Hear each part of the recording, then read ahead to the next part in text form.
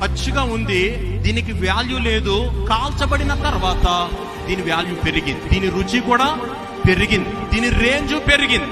ఈ రోజు మన జీవితాల్లో ఎంతైతే కాల్చబడతామో, ప్రభువులో ఎంతైతే నలగబడతామో, ఆటోమేటిక్ గా నీ వాల్యూని, నీ జీవితాన్ని కూడా దేవుడు పెంచబోతున్నాడు. కాల్చబడపోతే ఉపయోగం లేదు.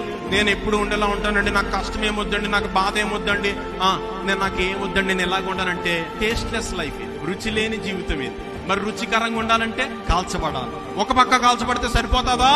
ఇలా తిప్పి తిప్పి తిప్పి తిప్పి తిప్పి తిప్పి తిప్పి అన్ని పక్కల కాలుస్తేనే ఇది టేస్ట్, అవునా? లేకపోతే అక్కడక్కడక్కడక్కడ పచ్చిగా ఉంటుంది, తినగలితే రుచి ఉండదు. ఈ రోజు నీ జీవితంలో కూడా పూర్తిగా కాల్చబడుతున్నప్పుడు, అంటే శ్రమలు, కష్టాలు, బలహీనతలు, బాధలు వెళుతున్నప్పుడు, దేవుడు నిన్ను కూడా టేస్టీ లైఫ్ గా, రుచికరమైన జీవితాన్ని దేవుడు విలువకరంగా నిన్ను దేవుడు తీర్చిదిద్దబోతున్నాడు. హల్లెలూయా.